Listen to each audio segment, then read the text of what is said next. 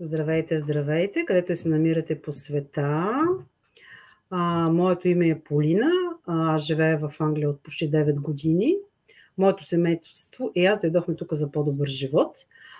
С мен днеска е Снежа от Нидерландия. И това е нашата четвърта серия от поредицата често задавани въпроси от нашата аудитория към нас. И сега ги осветяваме към широката публика. Първият въпрос, който често напитат, какво е ментор? Какво е ментор, Снежа? Здравейте първо отново. Какво е ментор?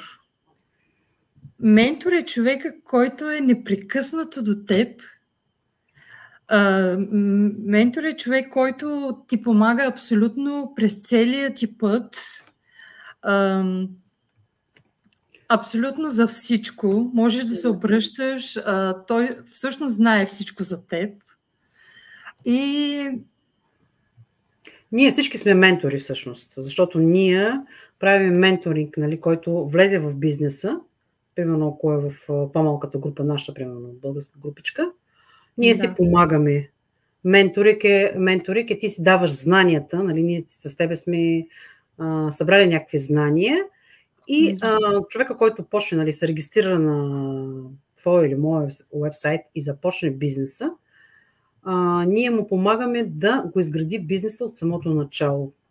Като съответно той си има и стъпка по стъпка видеобазирано обучение. Абсолютно, да. Но ние сме на една ръка разстояние, едно телефонно обаждане от всеки един, защото ние сме голяма платформа и сме в целия свят. Но с наши технологии за 5 минути буквално може да се свърже с нас този, който е започнал и да му се разясни нещо или по тренинга, какъвто и въпрос да има, ние на всякакви въпроси вече може да отговорим. Към ментора можеш да се обърнеш абсолютно с всякакви въпроси, дори и така да... то в един момент вече се получава нещо като приятелство, доверие един към друг. Това е ментор. Може да се довериш абсолютно за всичко на своя ментор, защото той е там, за да те наставлява, за да ти помага, за да израснеш в този бизнес. Той е неотлъчно до теб. Да. Ментора. И да, точно така. И ти като израстваш, твоя ментор също расте нагоре, в системата. Заедно. Ние растем заедно, да. И успех, това успех е вашия успех заедно. Да, точно така. Мисля, че изчерпахме ментора. Какво още? Към се обръщаш за всеки въпроси, които имаш към ментора. За технически въпроси, за каквито щеш, Тези тренинга, да. Защото някой път така малко е по-трудничко. Да ти подскаже просто на най-трудното. Да. Добре. И следващия въпрос е: какво ще стане, ако започнат този бизнес, но не мога да го разбера? Много хора се страхуват и викат: страх ме, че се проваля, страх ме, че няма да мога да го разбера. Да. Няма как да се провали човек. Няма как. Имаме тренинг, който се винаги, той си остава за теб този тренинг. Можеш и отначало може да направиш грешка, може по някой път да допуснеш някоя грешка, но всичко е поправимо, Връща се отначало и това е целта на нашия тренинг, че, няма как ти да останеш така като се едно на произвола на съдбата и никой да не ти подаде ръка и никой да не ти помогне. Точно там идва и ролята на ментора. Да. В този момент, когато ти почувстваш, че някаква несигурност, нещо, че не разбираш, не схващаш нещата,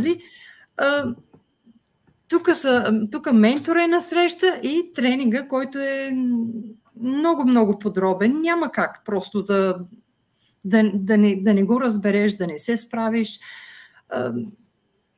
Изисква се и учене, Сега не може да кажем, че всичко е цветя и рози и ти влизаш и веднага почваш да печелиш някакви пари. Да. То си изисква време да си го развиеш бизнеса и от твоя страна си е работа да си направиш всичките неща да си навсякъде да се представиш в повечето платформи, хубаво да се представиш навсякъде, но точно за това е ментора. Човека, който вече е постигнал някакво ниво и който е винаги до теб. На едно телефонно обаждане. Да, не е страшно, когато не разбираш нещо. Да.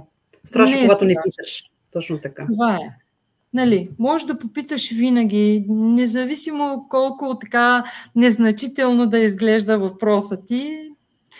Нашия наставник, ментор, той е там и винаги готов да ни помогне. Аз съм много доволна от моя ментор и така. Да. Да, ма виж сега, ние с тебе не сме, както сега младата генерация, или те вече са 2 генерации по-назад, които просто като видят нали, някаква технология и веднага знаят нали, всичко къде какво е. На нас не е малко по-трудничко. И затова последният въпрос, който на нас не е доста по-трудничко, не разбира много от компютри. И аз също. Мога ли да започна онлайн дигитален бизнес? Как мислиш, Снежа? О, Боже, така. Не разбирам много от компютри. Наистина, аз не разбирам много от компютри. Изпадам в някаква паника. Че